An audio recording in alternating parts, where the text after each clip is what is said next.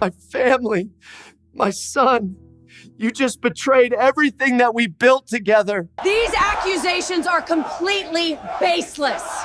You have no evidence. Unplug your car from my outlet, Deborah. I did not shout it. I growled it, low enough to carry menace. The morning sun had barely burned through the mist, drifting over our identical driveways, and she stood there, silk robe glowing white, an orange extension cord slithering across the grass between our houses. Her manicured hand froze mid-air, clutching the Tesla Charger like a thief caught mid-act. "You are trespassing again," I said, stepping forward, and this time the camera is already rolling. Deborah's smile flickered. "Ethan, you really should calm down. It is just electricity. Oakwood Estates encourages sustainability." I pointed at the outlet, my patience frayed. Sustainability does not mean stealing power. Unplug it, now. Behind her, the sleek white Model X blinked, the green charging ring pulsing like a smug heartbeat. Before I tell you what happened that day, let me backtrack a bit. I am Ethan Bailey, 35, electrical engineer, former Army Corps of Engineers specialist, now living the suburban dream in Oakwood Estates, a gated community so polished you could eat off the sidewalks if the security patrol did not ticket you first. I bought my modest ranch house after a messy divorce, traded chaos for quiet, code for comfort. No bosses, no alarms, just a man, a workshop, and a backyard big enough for his sanity. Then Deborah Harrington moved in.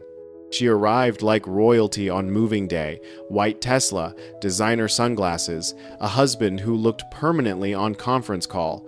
Within a week, she had met everyone worth knowing. Within 2, she had charmed her way onto the HOA board.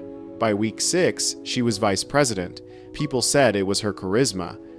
I called it calculation. The former VP, a sweet retiree named Dorothy, resigned for personal reasons. Translation, Deborah found leverage, a DUI, and squeezed. Our first meeting should have been my warning. I showed up with a welcome basket, craft beer, chocolates, a smile. She answered in cashmere and diamonds, eyes sweeping my calloused hands like I had tracked mud onto her marble. "How thoughtful," she purred, and invited me in. The house looked like an HGTV fever dream, imported Italian marble, fixtures that probably had their own Instagram accounts. She used words like premium, exclusive, and bespoke, the way normal people use nice. When I mentioned I was an engineer, her interest dimmed faster than a dying bulb.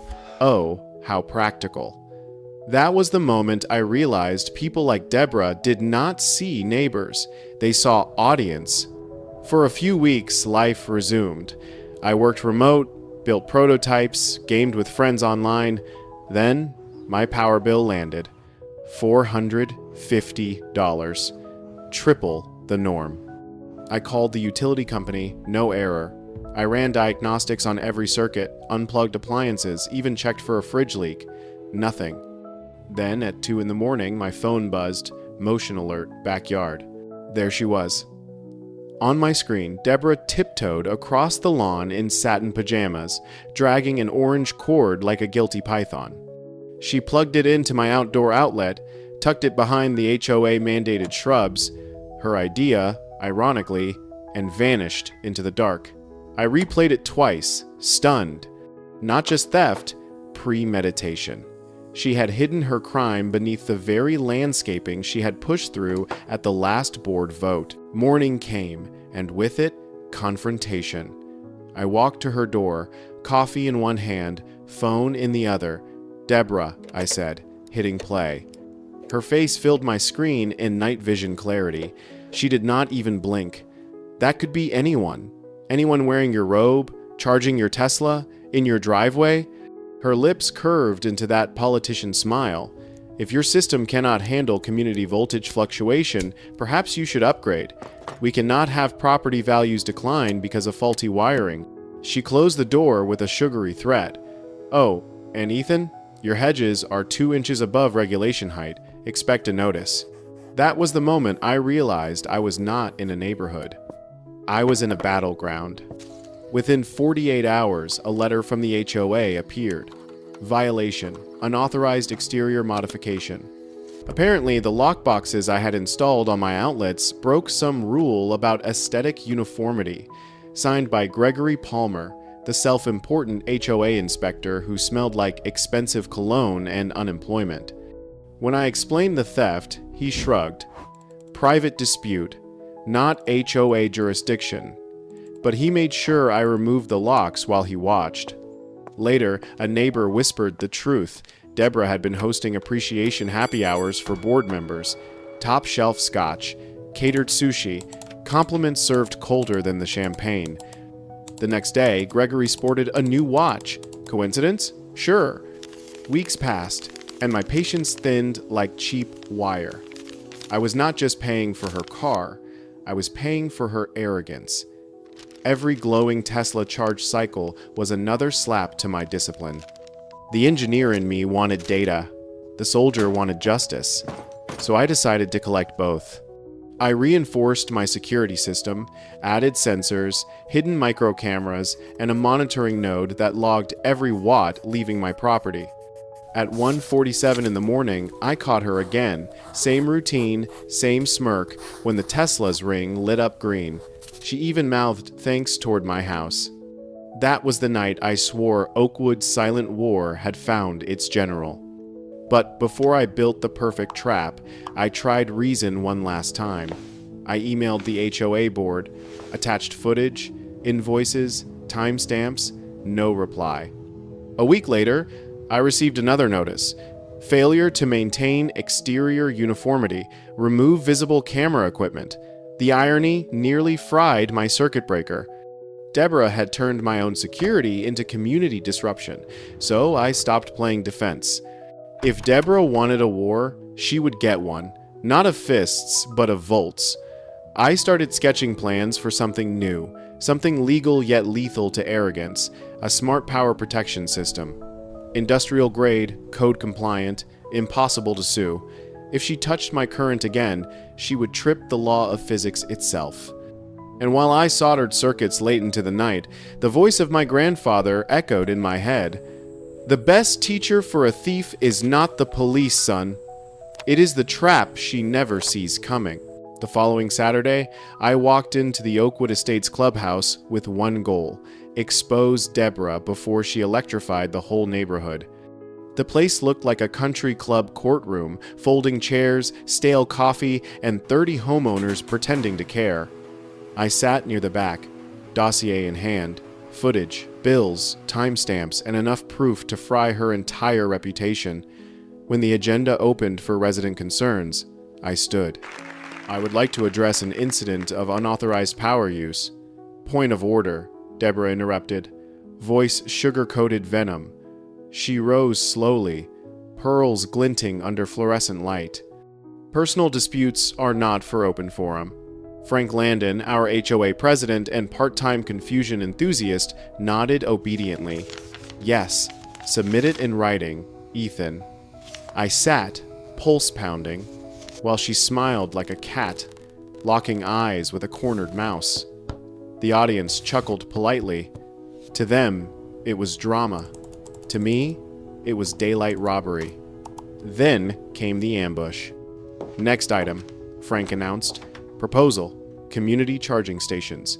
Deborah glided to the podium, PowerPoint already glowing.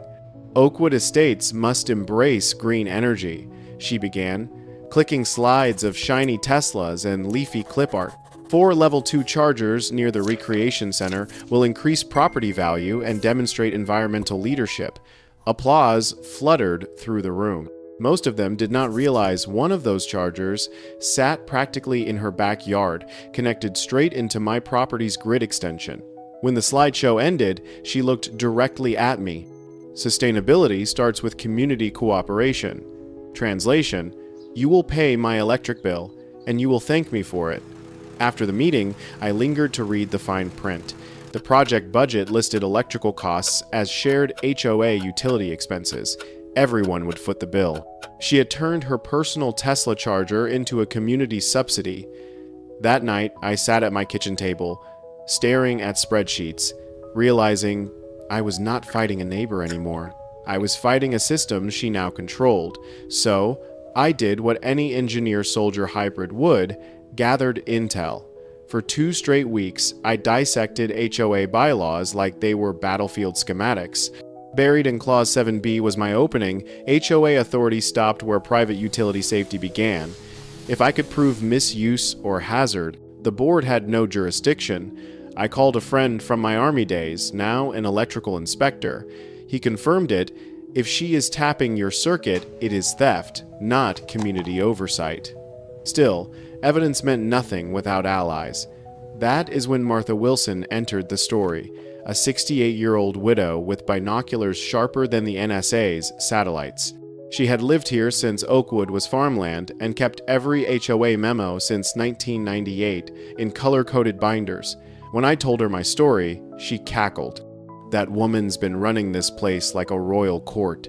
Half the board is on her leash. But honey, every queen forgets her peasants can revolt. Martha became my command intelligence. Over tea strong enough to strip paint, she showed me resignation letters from past board members, each coincidentally following small scandals Deborah had leveraged. Blackmail through etiquette, Martha called it. Through her, I met Brian and Sarah Thompson, mid-40s, 2 kids, drowning in HOA fees.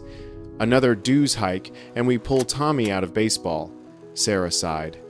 Their son giggled nearby, watching my phone footage of Deborah stealing power like it was a cartoon villain. The kid whispered, "She is the bad guy, right?" I nodded. The worst kind, one who smiles for the camera.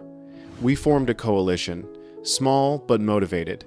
I installed a precision power monitoring unit on my breaker, logging every watt Deborah drained. The data was brutal, 75 kilowatt hours per night. Multiply that by 30 days, and she was sipping roughly $500 of electricity monthly, straight from my account. Brian handled petitions. Sarah gathered signatures. Martha mined documents. Within weeks, we had 23 households demanding financial transparency and opposing the community charger plan. For the first time, Deborah's grip trembled. Then Martha called one night. They postponed the next meeting. She said, voice tight. Claimed a projector malfunction, but Deborah's car is parked outside Frank's house. I looked out my window at the darkness humming with quiet corruption. In Oakwood Estates, even technical issues came with pearl earrings. The next morning, I saw Deborah in the mailbox cul-de-sac, whispering to board members, manicured hand resting on Gregory Palmer's arm. They laughed, the same people who had ignored every one of my emails. That is when it hit me. I cannot win by their rules. So, I started planning my own. Before going full engineer, I tried diplomacy one last time. Military training teaches you always offer a chance for surrender before engagement. I walked to her mansion with a professional folder, charts, costs, timestamps, legal excerpts. William Harrington opened the door, tall, tan, wearing a suit worth more than my truck. Deborah is at Pilates. Can this wait? No, I said, holding up the evidence. He flipped through it like a grocery receipt. A few dollars of power? Ethan, life is too short, he smirked. Let us not overreact to neighborhood squabbles. Overreact. That word hit harder than a rifle report. He closed the door mid-sentence, already muttering about a call with Tokyo. The smell of imported cologne lingered like arrogance itself. 2 hours later, Deborah stormed across our lawns, heels stabbing grass like bayonets. How dare you involve my husband, she hissed. You are stealing from me, I replied. I am asking you to stop. Her sunglasses caught the sun like polished armor. You have no idea who you are dealing with. Williams, one of the top corporate attorneys in the state. One complaint about your unstable military behavior, and your little engineering job disappears. She leaned in close enough for her perfume to choke. Reason. Consider this your final warning. By Monday, the rumor mill spun like turbines. At the grocery store, friendly nods turned into averted eyes. Brian called that night. Man, Deborah is saying you are obsessed with her. that you have been stalking her property with cameras since Afghanistan messed you up." I froze. She had not just flipped the script, she had rewritten the screenplay. Sarah's voice came faintly over speaker. "We do not believe it, Ethan, but people are scared. I called a meeting at my house. Only 3 people came: Martha, Brian, and Sarah. The others sent excuses: work, travel, sick kids. Fear had infected Oakwood faster than a virus." Martha set down her mug. "She has got Frank authorizing new landscaping near your property. Daily noise starting 7 in the morning, classified as a beautification project. And guess who is paying the special assessment?" "Let me guess," I said. "Me. Bingo." That night, I sat in my garage, surrounded by wires, blueprints, and quiet fury. For months, I had followed procedure, reported violations, appealed to logic. None of it mattered, because Deborah played on a different circuit, one powered by manipulation, not electricity. So, I stopped trying to cut her supply. I would trip it instead. If Deborah wanted to test limits, I would build one. Legal, precise, untouchable. A device that did not fight corruption with emotion, but with engineering. And somewhere in the hum of solder and static, I realized this was not just about revenge anymore. It was about sending a message to every entitled neighbor who hides behind bylaws and smiles. Some fences do not need paint, they need power. I did not sleep that night. I sat in my garage workshop surrounded by humming tools and the smell of solder, planning something that would change everything. For months, Deborah had weaponized HOA rules, gossip, and fear. I could not fight her in meetings, but I could fight her with volts. So, I decided to do what I did best: engineer order out of chaos. The blueprint on my workbench was not a revenge device, it was a lesson disguised as hardware. I called it the Smart Power Protection System, SPS for short, a fully legal, code-compliant guardian built to detect unauthorized power use and defend itself. It would record every watt drawn, every timestamp, and when abused, it would send a polite but firm warning through a blinking yellow light and soft alarm. Only if ignored would it trigger its final defense, an automatic shutdown that disconnected the line and created a harmless voltage ripple. Safe, documented, foolproof. For 3 days straight, I built. Wires sprawled across the floor like nerves in open surgery. Each circuit was a promise that integrity could still win if you were patient enough to wire it right. I tested and retested, calibrated sensors, and double-checked against the National Electrical Code. I even phoned my buddy, Jake, now a city inspector, to confirm compliance. He laughed. "Ethan, that is the safest thing in Oakwood. You could run a hospital on it." When I finally mounted it behind my shed, I added a polished aluminum sign, protected by SPS, authorized use only. Unauthorized access may damage connected devices. The sign glowed faintly under a tiny LED, visible even in darkness. I photographed everything: installation, signage, timestamp, insurance for the inevitable storm. 2 days later, Deborah spotted it.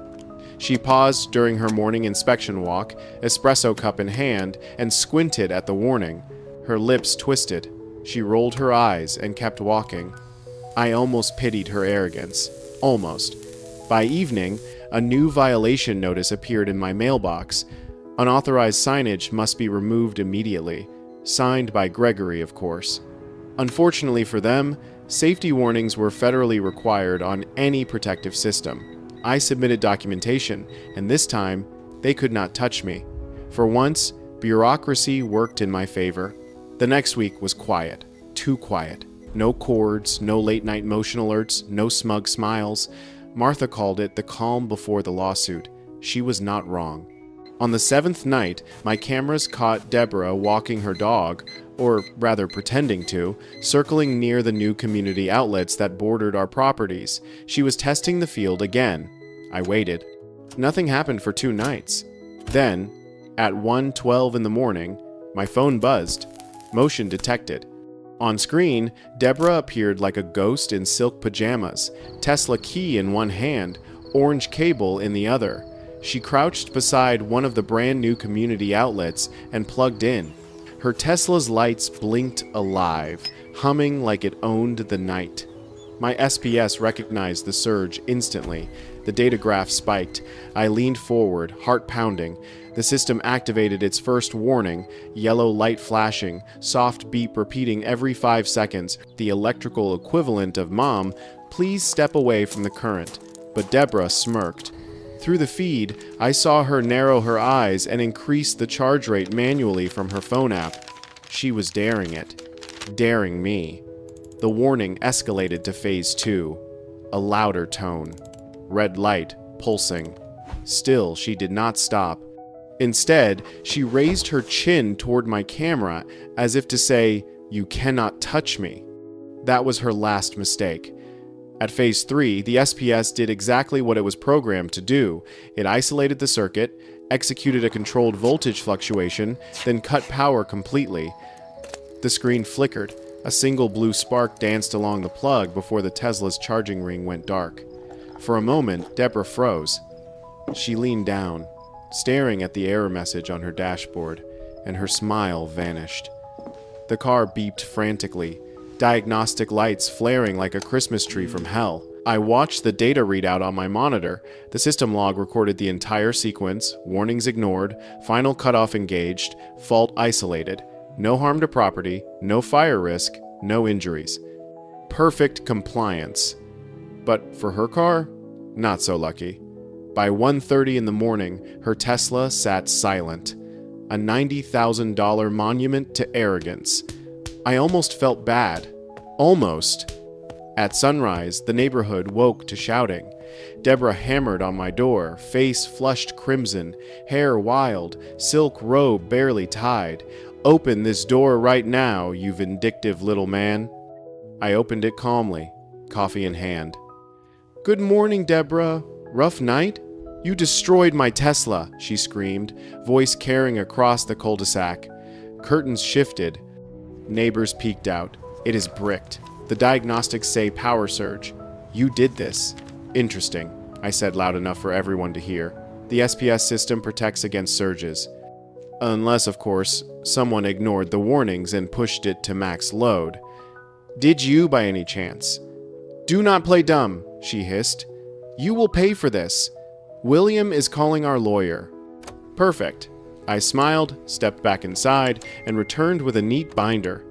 "Here is the documentation, safety certifications, timestamps, and video of you ignoring 3 separate warnings before overload. Feel free to share with your attorney." Her jaw clenched. Behind her, Mr. Anderson from across the street muttered, "Guess that green energy caught fire, huh?" Laughter rippled faintly through the morning air. She stormed off, heels stabbing the pavement. The war was not over, but for the first time, she had tripped on her own cord. 20 minutes later, the Mercedes appeared. William, tailored suit, Bluetooth in ear, face full of legal confidence. He ended his call mid-stride. "Ethan," he said coolly, "I understand you have caused damage to our vehicle with some sort of homemade trap." I handed him the same binder. Not homemade, certified industrial protection. All warnings documented, all standards met. He flipped through the papers. His frown deepened. "This says she received multiple alerts before shutdown." I nodded. "All recorded. And there is video." He turned to Deborah. "Did you see any warnings?" She sputtered, irrelevant blinking lights. How was I supposed to know? William exhaled, pinching the bridge of his nose. The lawyer facade cracked. "You never override a safety alarm, Deborah." Silence. Then I decided to drop the truth bomb. While we are on the topic, I have documented your wife using my outlets for months and later manipulating HOA funds to install those community chargers for her private benefit. That is not civil dispute.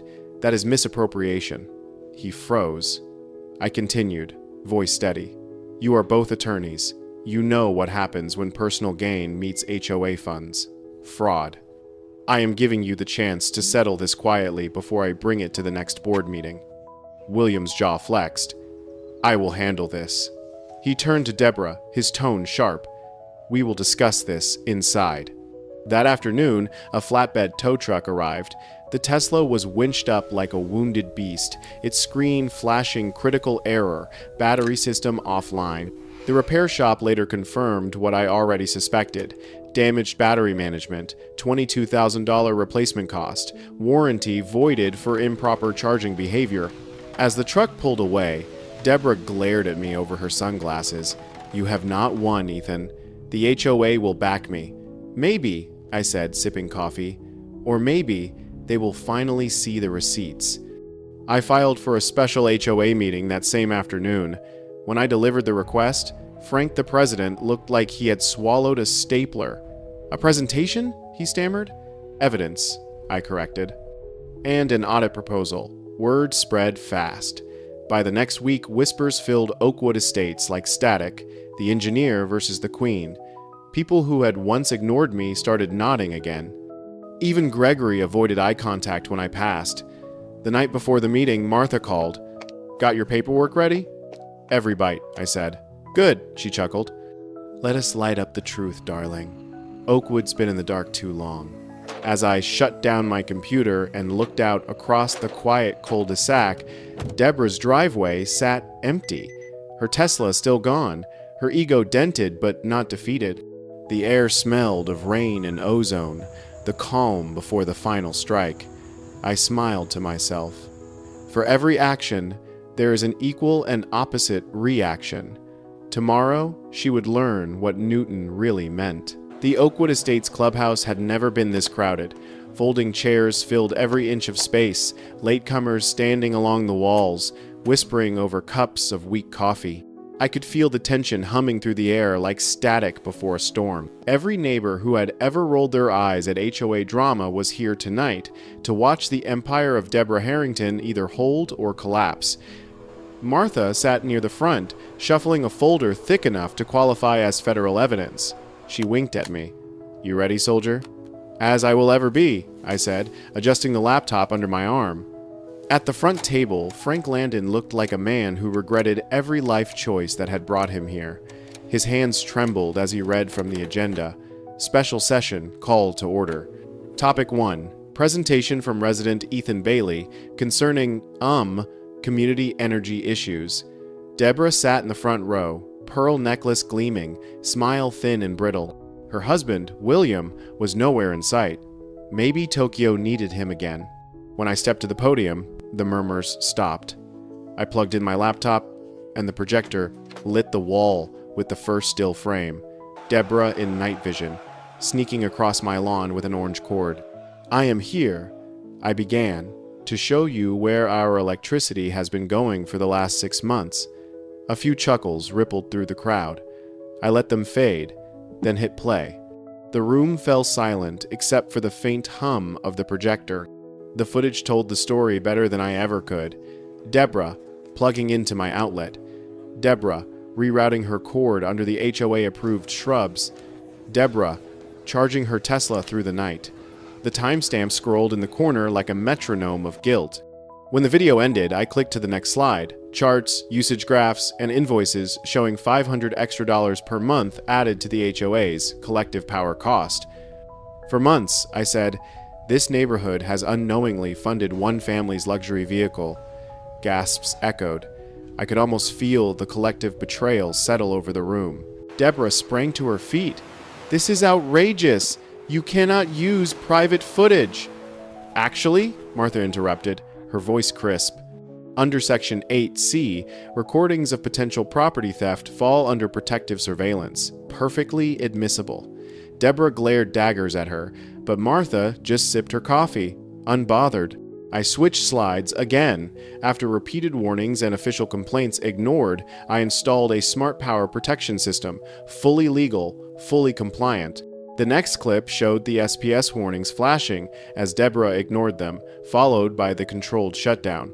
This is what happens when you treat safety warnings like suggestions. A murmur spread through the audience. Brian Thompson, sitting with his wife and 2 kids, stood up.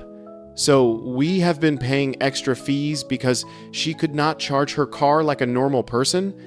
His voice cracked slightly with anger. "My son had to quit baseball because of those increases."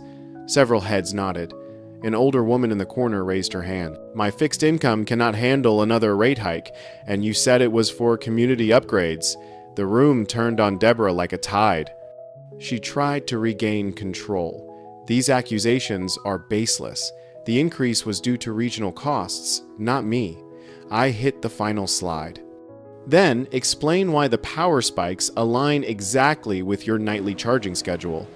The chart filled the wall, sharp peaks at 1 in the morning every night for 6 months, all originating from the outlets beside her property. Deborah's face drained of color.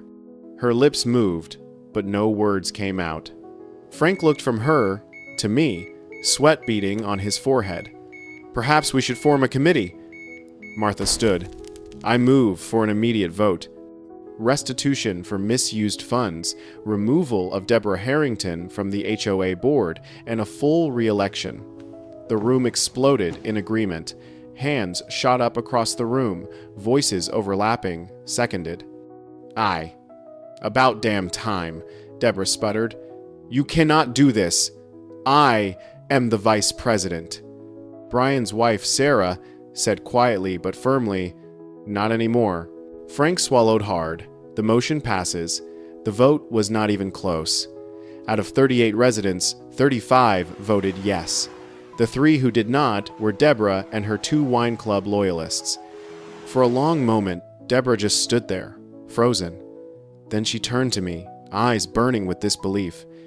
You will regret this, she hissed. I shook my head. No, Deborah. Oakwood will finally start breathing again. The room erupted in applause. For the first time since I had moved here, the sound did not feel forced. It felt like freedom. Within 2 weeks, a for sale sign appeared in the Harringtons' yard, price slashed for immediate relocation. Word spread that they were moving out of state. No one offered to help them pack. The morning they left, Martha sat on her porch with a teacup and her binoculars, knitting something small and smug. When the moving truck pulled away, she raised her cup in a silent toast. Karma does not need Wi-Fi, she told me later. It finds people just fine. Gregory Palmer resigned soon after, citing health issues. Translation, his pride was terminal. He apologized to half the block before vanishing from community gossip entirely. Frank retired early and moved to Florida, probably the first genuine decision he had made as president. By spring, Oakwood Estates felt different, lighter. Neighbors who had not spoken in years began chatting over fences again. The new board, led by Brian Thompson, launched reforms, transparency in finances, open votes, and the end of anonymous complaints. They even asked me to serve as technical advisor. I agreed on one condition: no more meetings about hedge heights. The first official electric vehicle station went up that summer. My design: individual meters, transparent billing, solar-backed, honest energy for honest neighbors. 3 more residents bought EVs after that, confident their power use was fair and visible.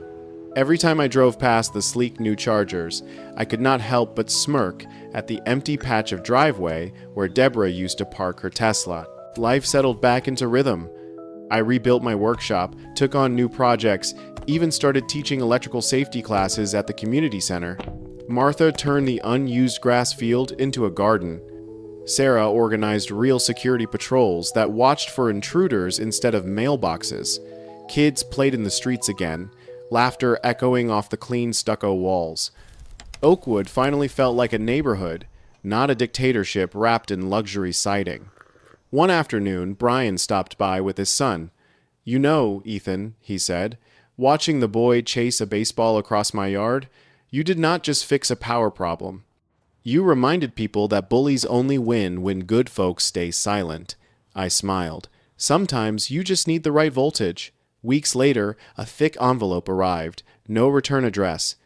Inside was a Tesla warranty report and a terse note. Congratulations, you broke the system. D. I laughed out loud. For the first time, her words did not sound like a threat. They sounded like truth. Because maybe that is what all this was about. Breaking systems, the unfair ones, the silent ones, the ones that hide behind titles and bylaws. Oakwood had learned something electric. Justice does not always come from a gavel. Sometimes it comes from a circuit board with a conscience. Now, when the sun dips below the oak-lined streets and the new Chargers hum softly in the distance, I sit on my porch with a cup of coffee and my 2 dogs, watching porch lights flicker on one by one. No more fake citations. No more fear. Just current flowing, clean and fair. And whenever someone new moves in, I tell them the same thing my grandfather told me. The best teacher for a thief is not the police. It is the trap they never see coming. And if there is one thing I hope you take from this story, it is this. Power does not corrupt people. It reveals them. If you enjoyed this story, drop a comment below. Tell me, what would you have done if your neighbor plugged into your life like that? And remember, sometimes justice does not need a badge or a courtroom. Sometimes it just needs someone willing to stand up, wire by wire, and say, "Not this time."